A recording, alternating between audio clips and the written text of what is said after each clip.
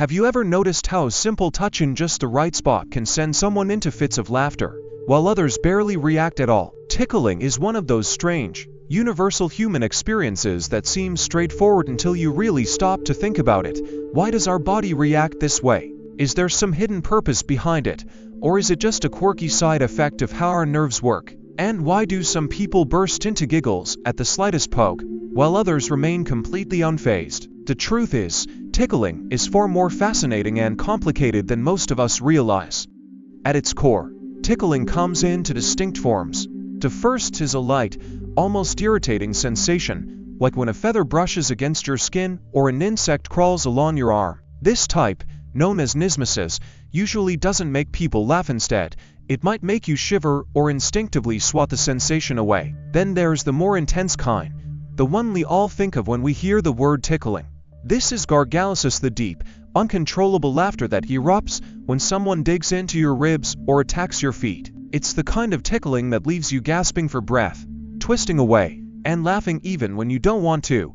So why does this happen? Scientists believe ticklishness is deeply tied to our nervous system and how our brain interprets touch. When someone tickles you, your body reacts with a strange mix of pleasure and panic. The laughter isn't the same as when you hear a joke. It's more like a reflex, an automatic response to surprise and stimulation. Some researchers think tickling might actually be a built-in defense mechanism, teaching us to protect the most vulnerable parts of our body. After all, the spots where people are most ticklish, like the ribs, feet, and underarms, are also areas where a sudden attack could be dangerous. But here's where things get even more interesting. You can tickle yourself. Go ahead, try it. No matter how hard you poke your own ribs or wiggle your fingers against your neck, it just doesn't feel the same as when someone else does it.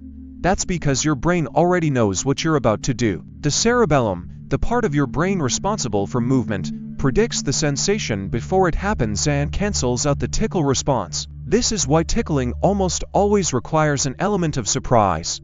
It's also why some people are more ticklish than others. If your brain is extra sensitive to unexpected touch, or if you're naturally more reactive to stimuli, you might laugh much more easily when tickled. Psychology plays a huge role in tickling, too.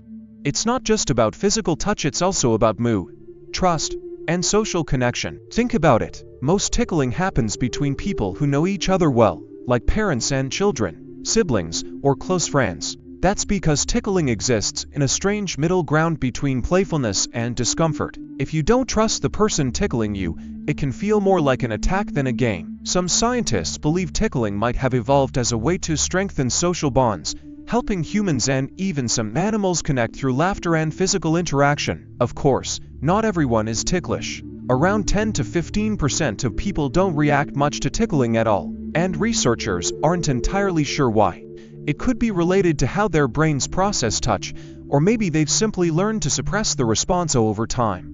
There's also evidence that ticklishness might fade with age. Children are usually far more ticklish than adults, which could mean it's tied to how we learn to interact with the world as we grow up.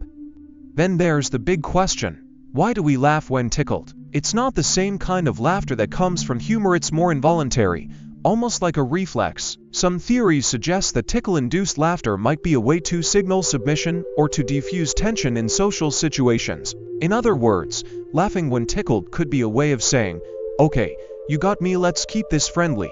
Tickling has even been studied in animals.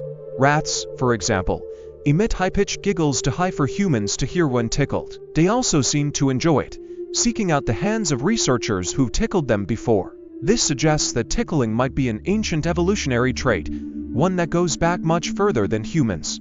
So the next time you find yourself squirming and laughing uncontrollably because someone found your weak spot, remember you're experiencing one of the body's weirdest and most fascinating reflexes. Whether it's a leftover defense mechanism, a social bonding tool, or just a strange quirk of our nervous system, tickling remains one of those funny little mysteries that science hasn't fully explained. And hey, if nothing else, at least it gives us a good laugh even if we're not entirely sure why. Hey there, if you're enjoying this video and appreciate the effort behind it, don't forget to like this video. It really helps the channel grow, and if you haven't already, hit that subscribe button and turn on the notifications so you never miss an update. Oh, and one more thing, share this video with your friends. Spread the love and support. Alright, now let's get back to the video. Let me know if you want any tweaks.